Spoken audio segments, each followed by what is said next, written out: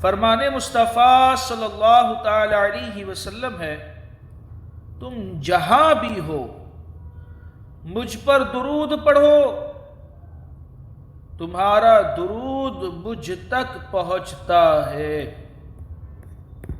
صلو علی الحبیب صلی اللہ تعالی علی محمد۔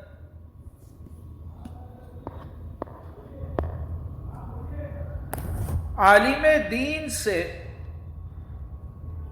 اس کے علم دین کی وجہ سے، عالم دین سے اس کے علم دین کی وجہ سے بغض رکھنا کفر ہے۔ اس کا کیا مطلب ہے؟ یعنی اس وجہ سے کہ وہ عالم دین ہے اس لیے بغض رکھنا یہ کفر ہے۔ جو کہے فساد کرنا، فساد مچانا، دنگا کرنا، فساد کرنا عالم بننے سے بہتر ہے، جو اس طریقے سے کہے معاذ اللہ فساد کرنا عالم بننے سے بہتر ہے، ایسے شخص پر حکم کفر ہے۔ علم دین کی توہین پائی جا رہی ہے نا۔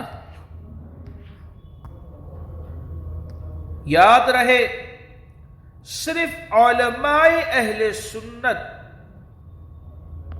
علماء اہل سنت ہی کی تعظیم کی جائے گی، علماء اہل سنت ہی کی تعظیم کی جائے گی۔ رہے بد مذہب علماء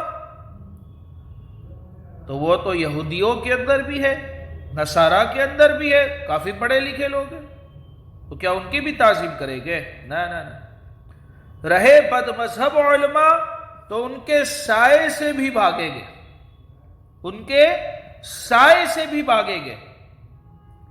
ان کی تعظیم حرام، ان کی تعظیم حرام، ان کا بیان سننا، ان کا بیان سننا، ان کی کتب کا مطالعہ کرنا، ان کی کتابیں پڑھنا اور ان کی صحبت اختیار کرنا، ان کے ساتھ اٹھنا بیٹھنا، یہ سب حرام اور ایمان کے لیے زہر ہلاہل ہے، یعنی ایمان کے لیے کافی نقصان دہ ہے یہ چیز۔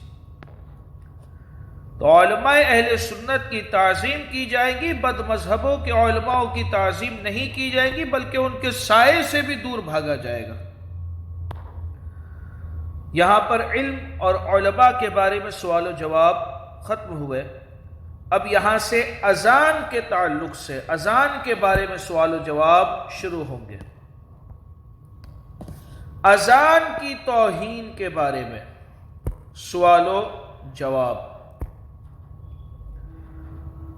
باتوں باتوں میں بسا اوقات ہم اذان کی بھی توہین مطلب اللہ بچائے ہمیں، کچھ لوگ آپ کو ملیں گے جو اذان کی بھی توہین کر دیتے ہیں۔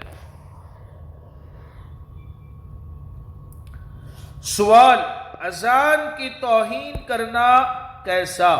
اذان کی توہین کرنا کیسا؟ جواب، اذان شعائر اسلام میں سے ہے، اسلام کی نشانیوں میں سے ہے۔ کسی بھی شعائر اسلام کی توہین کفر ہے۔ حی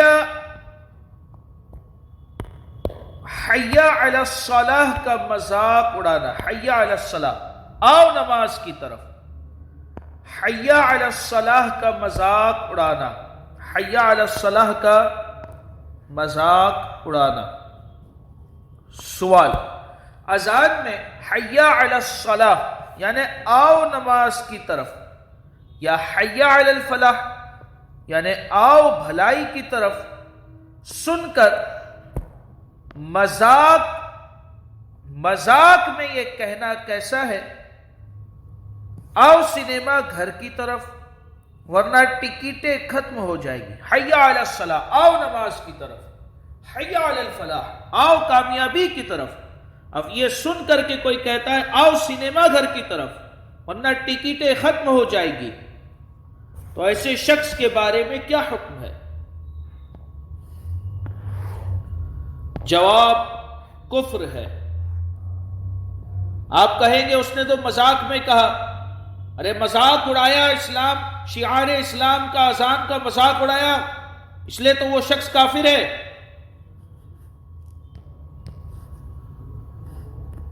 شعار اسلام، اسلام کی چیزیں، ضروریات دین کیا مذاق اڑانے کے لیے ہے؟ جواب کفر ہے، کیونکہ معاذ اللہ یہ اذان کا مذاق اڑانا ہوا۔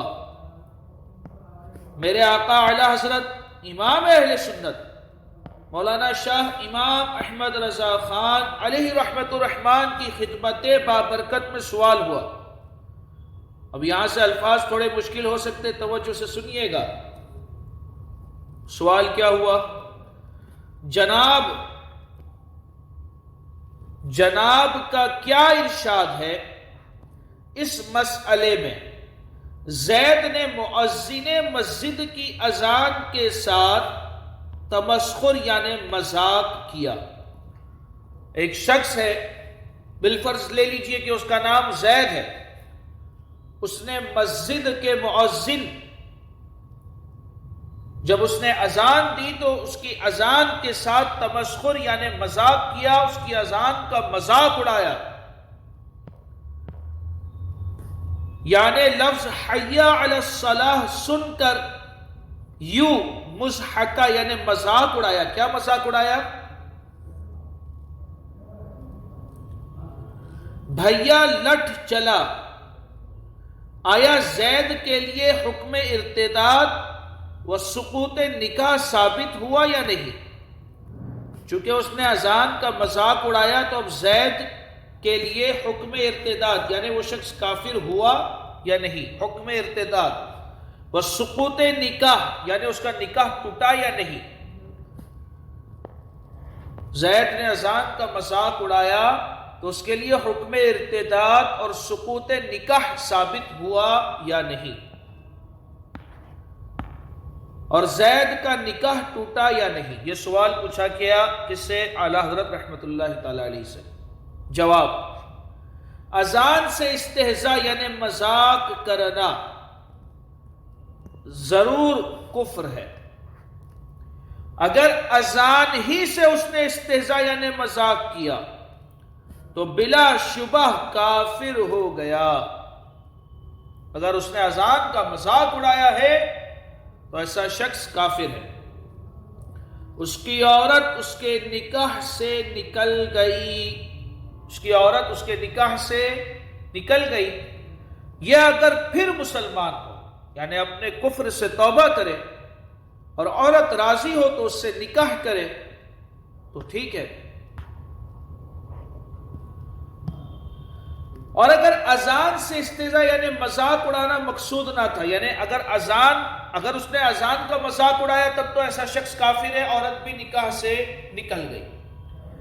مگر اگر اس کا مقصود اذان کا مذاق اڑانا نہ تھا بلکہ خاص اس مؤذن سے بئی وجہ یعنی اس وجہ سے کہ وہ غلط پڑھتا ہے، وہ مؤذن اذان غلط پڑھتا ہے، اس لیے اس نے استہزاء یعنی مذاق اڑایا، کیا اس حالت میں اڑایا؟ اگر مؤذن غلط پڑھ رہا ہے اس لیے اس نے اس مؤذن کا مذاق اڑایا تو اس حالت میں نہ کفر ہوگا نہ نکاح ٹوٹے گا، چونکہ مؤذن غلط پڑھ رہا ہے اس لیے اس نے مذاق اڑایا تو اب نہ اس کا نکاح ٹوٹے گا اور نہ وہ کافر ہوگا۔ مگر پھر بھی زید کو تجدید اسلام اور تجدید نکاح کا حکم دیا جائے گا، پھر بھی اس کو اس چیز کا حکم دیا جائے گا کہ وہ تجدید نکاح اور تجدید ایمان کرے۔ واللہ تعالی عالم۔ یہ اعلیٰ حضرت کا جواب ہے، ہم نے پڑھے۔ اعلیٰ حضرت سے سوال کیا گیا، انہوں نے کیا جواب ارشاد فرمایا ہو۔ اذان کے متعلق کفریہ کلمات کی مثالیں، یہ انشاءاللہ ہم بعد میں پڑھیں گے۔ وآخر دعوانا ان الحمد للہ رب العالمین۔ السلام علیکم ورحمۃ اللہ وبرکاتہ۔